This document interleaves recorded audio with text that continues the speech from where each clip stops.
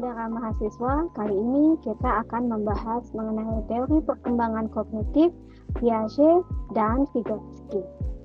Dia adalah seorang ahli biologi yang lahir di Swiss, dan Piaget ini di kemudian hari mempelajari berbagai macam teori kognitif, sehingga beliau adalah salah satu tokoh berpengaruh dalam teori perkembangan kognitif. Teori Piaget ini mulai berkembang pada tahun 1920. Piaget melakukan penelitian melalui metode observasi terhadap anak-anak dengan beragam usia. Nah, teori Piaget ini melingkupi range usia yang luas, di mana beliau juga memaparkan teori perkembangan kognitif dari mulai infansi atau bayi sampai dengan usia dewasa. Selain membahas tahapan perkembangan kognitif pada anak, teori Piaget juga membahas konsep bahasa, moral, memori, dan bagaimana mekanisme perkembangan kognitif pada anak. Konsep teori dari Piaget. Menurut Piaget, prinsip perkembangan pada anak adalah anak merupakan pembelajar yang aktif dan memiliki keingin-tahuan yang besar. Nah, anak mengkonstruk pengetahuannya secara perlahan melalui berbagai pengalaman yang diperolehnya dari lingkungan sekitar. Anak belajar berbagai hal melalui caranya sendiri yang secara aktif mengeksplorasi berbagai hal yang ada di sekitarnya. Di Piaget ada 3 konsep utama yang dikemukakan oleh Piaget dalam perkembangan kognitif anak. Yang pertama adalah skema, kemudian asimilasi, dan akomodasi. Untuk memahami apa itu skema, asimilasi, dan akomodasi, kita lihat video ilustrasi berikut ini. Mari kita deskripsikan bagaimana proses pembentukan skema pada anak. Seorang anak mengamati gambar mobil dari buku. Ia mendapatkan informasi dan kosakata baru bahwa benda tersebut dinamakan dengan mobil. Maka, anak telah membangun sebuah skema tentang mobil. Skema adalah pemahaman atau konsep berpikir mengenai suatu hal. Kemudian, ketika skema mobil telah terbentuk, kemudian ia melihat mobil dalam dunia nyata di garasi rumahnya. Anak dapat menghubungkan informasi baru ke dalam skema yang sudah ia miliki sebelumnya, yaitu skema mobil. Namun sekarang, skema anak mengenai mobil lebih luas. Tidak hanya yang dia lihat pada buku, namun dia juga melihat bentuk asli dari mobil dalam dunia nyata. Setelah itu, misalnya anak bermain ke rumah temannya dan dia melihat ada mobil dengan warna dan bentuk yang berbeda. Informasi mengenai mobil yang baru diterima di rumah temannya tersebut dimasukkan ke dalam skema yang telah ada. Maka proses ini dinamakan dengan asimilasi. Skema anak pun mulai berkembang lebih kompleks tentang mobil. Asimilasi adalah proses masuknya informasi baru ke dalam skema yang telah ada. Oke. Kemudian dia melihat di jalan raya ada banyak variasi mobil, baik warna maupun bentuknya. Informasi yang dia lihat dalam kehidupan sekitarnya menambahkan skema dan memperluas skema anak mengenai mobil. Dari ilustrasi tersebut, kita dapat melihat bagaimana proses skema terbentuk pada anak dan bagaimana proses asimilasi atau masuknya informasi baru ke dalam skema yang telah ada. Dari pengalaman tadi, anak mulai mengembangkan pengertian mengenai mobil.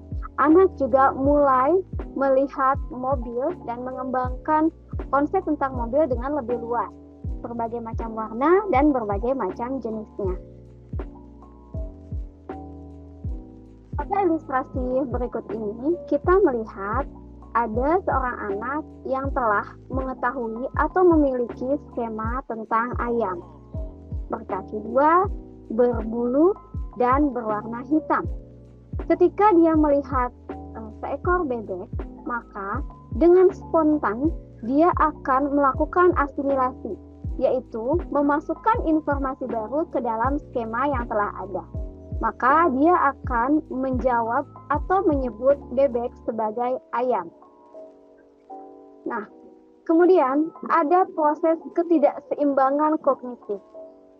Anak akan melihat ada ketidaksamaan antara skema ayam dengan skema bebek.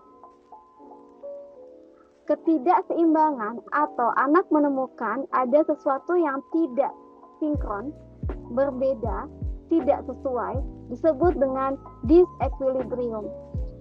Maka proses kognitif anak berkembang ya, dibantu dengan pengetahuan yang lain atau orang dewasa lain.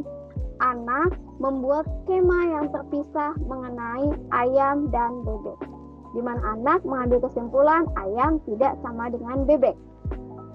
Nah, ketika anak sudah memiliki konsep dan skema tersendiri tentang bebek, maka anak telah melakukan proses akomodasi, yaitu merubah skema yang telah ada sebelumnya disesuaikan dengan informasi baru yang ia dapatkan. Pada saat proses akomodasi, proses kognitif anak jadi berkembang, sehingga sekarang anak tidak hanya memiliki satu skema tentang hewan berkaki dua berbulu. Tapi saat ini anak sudah memiliki skema baru, yaitu hewan berkaki dua berbulu tidak hanya ayam, tapi ada juga bebek yang memiliki perbedaan tertentu dengan ayam, seperti bentuk paruh, bentuk kaki, kemudian ukuran badan, dan sebagainya. Proses akomodasi dan asimilasi yang terus dilakukan oleh anak sampai dewasa akan meningkatkan atau mengembangkan potensi kognitif anak di masa yang akan datang. Setelah melihat penjelasan mengenai proses perkembangan kognitif menurut teori Piaget, kita akan menyimpulkan apa saja konsep perkembangan kognitif menurut Piaget. Ada 3 hal yang utama, yaitu skema, asimilasi, dan akomodasi. Skema adalah pemahaman atau konsep berpikir mengenai suatu hal. Asimilasi adalah kemampuan seseorang untuk menerima informasi baru dan mencocokkannya dengan skema yang sudah ada. Dan akomodasi adalah mengubah atau memodifikasi skema yang sudah ada untuk disesuaikan dengan objek atau kejadian ataupun informasi baru yang telah diterima dan membentuk skema baru agar sesuai dengan kondisi informasi yang diterimanya.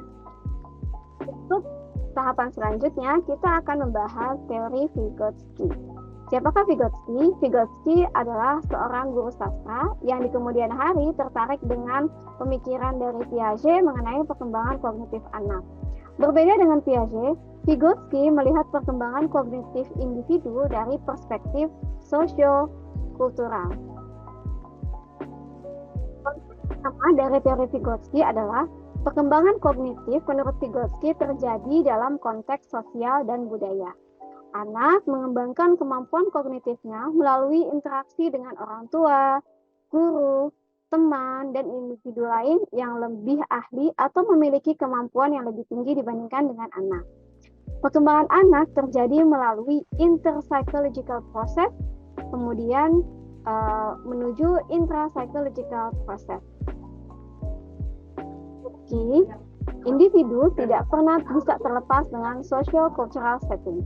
Jadi, interaksi antara individu dengan lingkungan sosial ya bersifat resiprokal atau saling mempengaruhi. Di mana saling mempengaruhi ini terjadi dalam budaya, institusi, lingkungan, dan konteks sosial ya, lainnya. Konsep yang perlu dipahami dalam teori Vygotsky adalah konsep mengenai zona proximal development. Sebelum membahas konsep ini, kita perlu ketahui bahwa setiap individu, setiap siswa memiliki potensi yang luar biasa. Terkadang potensi ini bisa dilihat langsung oleh guru ataupun tidak bisa dilihat secara langsung. Zona proximal development adalah sebuah jarak antara perkembangan aktual dengan perkembangan potensial. Apakah itu zona perkembangan proximal development? Nah, zona actual development adalah kondisi atau potensi atau kemampuan anak untuk mengerjakan tugasnya secara mandiri. Namun, setiap anak memiliki potensi yang luar biasa. Untuk mengetahui sejauh mana dia bisa berkembang potensinya, maka diperlukan upaya untuk meningkatkan kapasitas potensi anak, sehingga anak dapat meraih zona proximal development yang lebih luas atau potential development. Perhatikan gambar berikut ini. Ada gambar segitiga di mana dua sisi terdapat anak dan satu guru berada di tengah. Gambar segitiga tersebut menggambarkan zona proximal development yang dimiliki oleh anak. Anak yang berada di ujung bawah segitiga menunjukkan bahwa zona actual development atau kemampuan anak tanpa arahan atau bimbingan. Artinya, anak dapat mengerjakan tugas secara mandiri. Salah satu contohnya adalah tugas perhitungan atau penjumlahan dari angka 1 sampai angka 10. Pada umumnya, anak dapat menjawab pertanyaan dengan mudah dengan menggunakan bantuan jari tangan. Ketika anak dapat menjawab pertanyaan ini dengan mudah, maka anak tersebut berpotensi bisa mengerti dan memahami logika penjumlahan. Untuk melihat kemampuan anak yang lebih tinggi atau lebih luas lagi, maka guru memberikan cara atau arahan mengenai penjumlahan di atas angka 10. Setelah mendapatkan pengarahan dan arahan dari guru untuk bagaimana cara menjumlahkan di atas angka 10, maka anak dapat mengerjakan atau menyelesaikan soal penjumlahan di atas angka 10. Apa yang dilakukan guru tersebut mampu untuk memberikan potensi anak berkembang kepada potential development atau potensi unggulnya. Dan apa yang dilakukan guru berupa cara cepat, cara praktis, metode adalah scaffolding. Apakah itu scaffolding?